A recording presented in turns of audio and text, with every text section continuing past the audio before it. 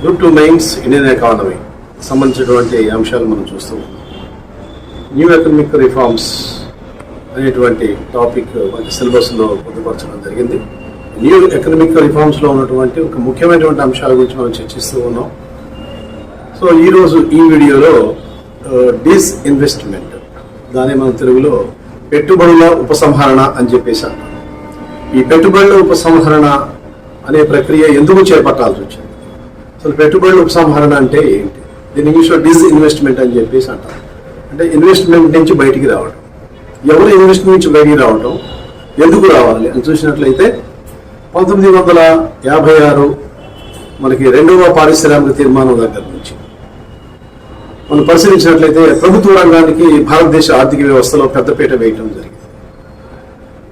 ఈ నేపథ్యంలో మనకి ప్రభుత్వ రంగంలో ఉన్నటువంటి సంస్థలన్నీ కూడా అంటే 4-5గా ప్రారంభమై దాదాపుగా 250 కేంద్ర ప్రభుత్వ రంగ సంస్థలు మొత్తం ఏర్పడటం జరిగింది.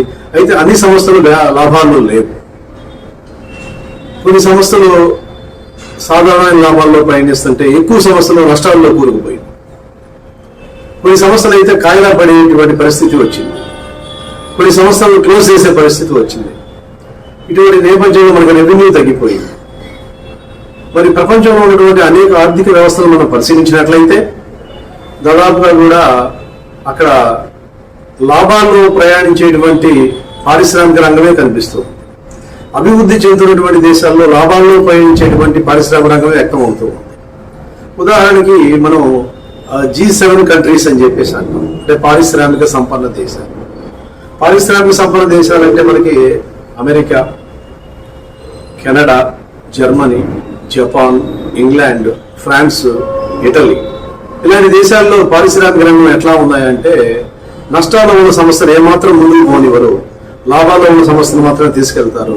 ఒకవేళ నష్టాల్లో వస్తున్నప్పుడు దాన్ని చర్యలు తీసుకుని లాభాల్లో ప్రయాణిస్తారు.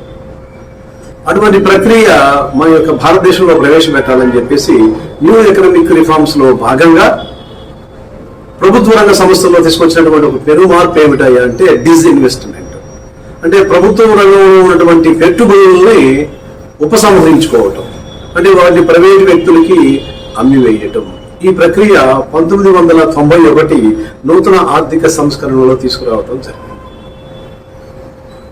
మొట్టమొదటిసారిగా 91-92 ఆర్థిక సంవత్సరంలో 2500 కోట్ల పెట్టుబడుల ఉపసంహరణ చేయాలని చెప్పేసి నిర్ణయం చేయటం జరిగింది.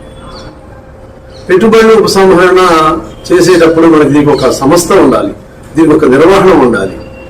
అందుకోసం మొట్టమొదటిసారిగా 1993లో సి రంగరాజన్ కమిటీ వేయటం జరిగింది.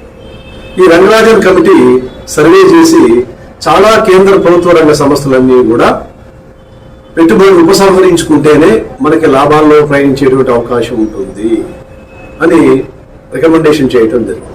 ఆ నిర్వహణ కోసం జీవి రామకృష్ణ కమిటీ అని చెప్పి కమిటీ వేసి పెట్టుబడులని ఉపసంహరించుకునేటువంటి ప్రక్రియ 91 నుంచి ప్రారంభించి నేటి వరకు జరుగుతూనే ఉన్నది. ఉదాహరణకు మనం చూసినట్లయితే ఇక్కడ మనకి 96లో జీవి రామకృష్ణ కమిటీ వేసిన తర్వాత చూసినట్టు 98, 99, 2000 తర్వాత ఈ సంవత్సరాల వరకు దాదాపు కూడా 15,545 కోట్ల పెట్టుబడులు మనం ఉపసంహరించడం జరిగింది. 2015-16 బడ్జెట్ మనం పరిశీలించినట్లయితే 69,500 కోట్లు పెట్టుబడులని ఉపసంహరించడం జరిగింది. ఇక పెట్టుబడులు ఉపసంహరించుకుంటూ వస్తూ ఉన్నప్పుడే భారతదేశం ఆర్థిక వ్యవస్థ లాభాల్లో కనిపిస్తూ ఉంది. మరి ప్రభుత్వం ఏం చేస్తుంది? పెట్టుబడులు ఉపసంహరిస్తూ ఉంటే ప్రభుత్వం వచ్చేసి కేవలం నియంత్రణ ప్రక్రియలోకి రావటం బిగిన్ చేసింది. అంటే ప్రైవేటీకరణ చేయడం వల్ల, పెట్టుబడులు ఉపసంహరించడం వల్ల ఎఫిషియన్సీ పెరుగుతుంది, పోటీ పెరుగుతుంది, లాభార్జన ఉంటుంది, నాణ్యమైన వస్తువులు మనకి దిగుమతి అవుతూ ఉంటాయి, ఉత్పత్తి అవుతూ ఉంటాయి. ఇవన్నీ రావాలంటే ఏంటంటే ప్రభుత్వం అనేది పారిశ్రామిక రంగం నుంచి తప్పుకోవటం కరెక్టే అని చెప్పేసి ఆర్థికవేత్తలు పేర్కొనడం జరిగింది. ఆ నేపథ్యంలోనే నేటి వరకు మనం చూసినట్లయితే విశాఖ ఉక్కు ప్రైవేటీకరణ అనేటువంటి అంశం మనకు కనిపిస్తూ ఉంది. అప్పుడప్పుడు రాజకీయ నాయకులు ప్రస్తావిస్తూ ఉంటారు, ఇది జరగడానికి వీలు లేదు, ఇది జరగాలి జరగాలి అనేటువంటి ఆర్థిక సంస్కరణ జరగడానికి వీలు లేదనేది ఏంటంటే రాజకీయ పరమైనటువంటి ప్రభావం. ఏదేమైనప్పటికీ మనకి చూసినట్లయితే ఇవాళ ప్రభుత్వ రంగంలో మనకి కనిపిస్తున్నటువంటివి రెండే రెండు, రైల్వేలు, అణుశక్తి. మిగతావన్నింటిని కూడా దాదాపుగా వైమానిక, టెలికమ్యూనికేషన్స్, ఇన్సూరెన్స్, బ్యాంకింగ్, ఇంకా అనేక రంగాలు మొత్తం కూడా మనం ప్రైవేటీకరించాం. ప్రైవేటీకరించడమే కాకుండా ప్రభుత్వం నిర్వహణ నుంచి తప్పుకొని తన పెట్టుబడుల్ని అమ్ముకొని బయటికి రావటం వల్ల ప్రభుత్వం యొక్క బాధ్యత తగ్గుతుంది. కేవలం ప్రభుత్వం నియంత్రణ ప్రక్రియ చేపట్టేసి లాభార్జనలోకి రావటం జరిగింది. కాబట్టి నూతన ఆర్థిక సంస్కరణలు అనేవి ఏంటంటే మనకి ఇటువంటి మార్పులు తీసుకొచ్చేసి ఆర్థిక వ్యవస్థని స్టాండ్ చేసిందని చెప్పడానికి ఎటువంటి అతిశయోక్తి కాదు. సో కాబట్టి ఆర్థిక సంస్కరణలో పెట్టుబడి ఉపసంహరణ అనేది మనం గుర్తుపెట్టుకోవాల్సిన అంశం ఏంటాయి అంటే దీంట్లో ఉన్నటువంటి సి రంగరాజన్ కమిటీ ఒకటి, జీవి రామకృష్ణ కమిటీ ఒకటి, తర్వాత ఏ బడ్జెట్లో ఏ సంవత్సరం బడ్జెట్లో ఎంత పెట్టుబడి ఉపసంహరించుకుంటూ వస్తున్నాం. ఇప్పుడు మాక్సిమం ఉపసంహరణ అనేది జరిగింది. ఇంకా కొద్దిగా ఉంటే ఫ్యూచర్లో కూడా జరిగేటువంటి అవకాశం ఉంది. Thank you.